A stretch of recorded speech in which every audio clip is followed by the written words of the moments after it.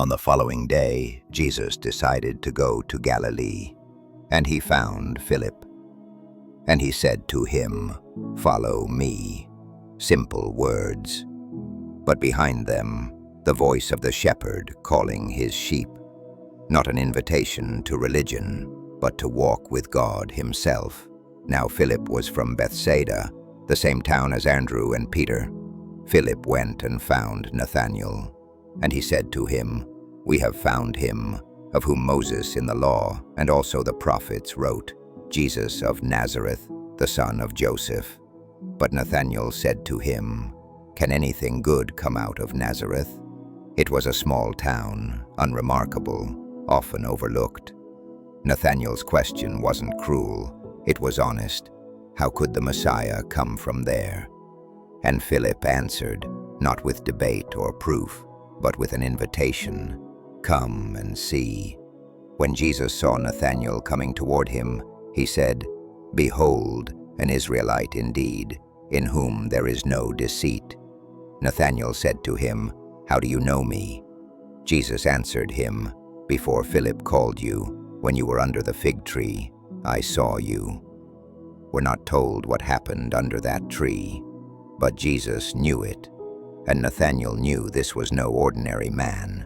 He answered, "Rabbi, you are the Son of God, you are the King of Israel." It is the clearest confession yet. Not just a good man, not just a teacher, but the Son of God. Jesus answered him, "Because I said to you, I saw you under the fig tree, do you believe? You will see greater things than these." And then he said, "Truly, truly, I say to you, you will see heaven opened, and the angels of God ascending and descending on the Son of Man." This is a reference to Jacob's ladder, the ancient vision where heaven and earth were joined. Now Jesus is saying, he is the ladder, the meeting place of God and man, the bridge between heaven and earth. And with that, the first chapter ends. A quiet beginning, yet full of glory. The Word has been made flesh. The Lamb has been revealed. The light has begun to shine, and those who follow begin to see. And on the third day there was a wedding at Cana in Galilee, and the mother of Jesus was there. Jesus also was invited to the wedding with his disciples. And when the wine ran out, the mother of Jesus said to him, "They have no wine." This moment seems simple, but it is filled with meaning. In ancient Jewish weddings, wine was a sign of joy, of covenant, of abundance. To run out of wine was to run out of blessing. Mary doesn't demand a miracle. She simply brings the need to her son. And Jesus said to her, "Woman, what does this have to do with me? My hour has not yet come." This may sound cold to us, but woman was a respectful term, like lady or ma'am. Still, there is distance in his words. His mission isn't driven by family expectation, it is driven by the timing of the Father. Yet Mary, full of quiet faith, turns to the servants and says, "Do whatever he tells you." It is the last recorded sentence we hear from her in Scripture, and it is the best advice ever given.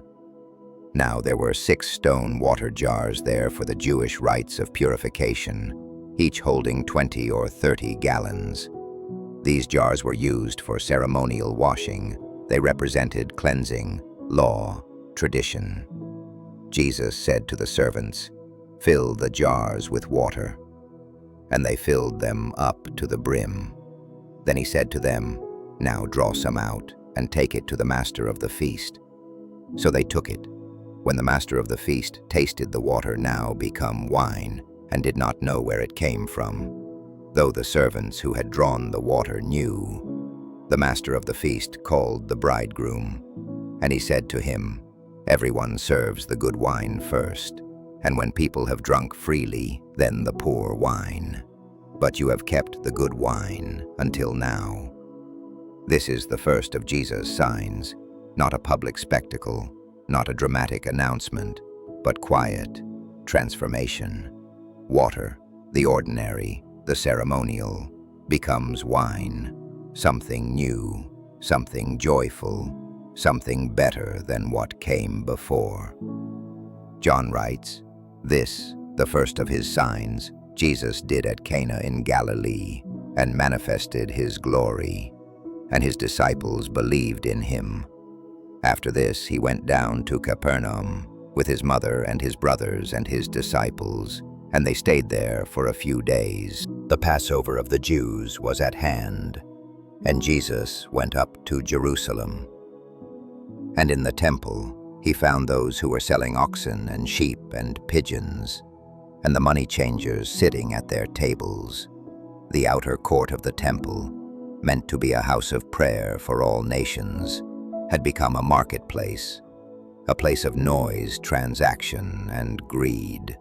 And making a whip of cords, he drove them all out of the temple with the sheep and the oxen. He poured out the coins of the money changers and overturned their tables. And he told those who sold the pigeons, "Take these things away. Do not make my Father's house a house of trade." This was no outburst. This was divine authority, a holy judgment on what the temple had become. Zeal, not rage. Truth, not violence. And his disciples remembered that it was written, "Zeal for your house will consume me." Then the Jews said to him, "What sign do you show us for doing these things?" In other words, what right do you have to speak and act with such authority?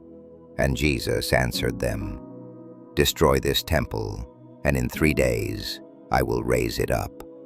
The Jews then said, "It has taken 46 years to build this temple, and will you raise it up in 3 days?"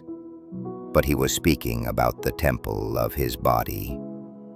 He wasn't talking about stone and gold, but about himself, the new and greater dwelling place of God, the true meeting point between heaven and earth.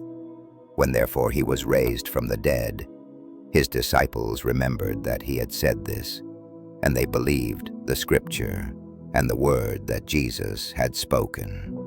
Now when he was in Jerusalem at the Passover feast, many believed in his name when they saw the signs that he was doing.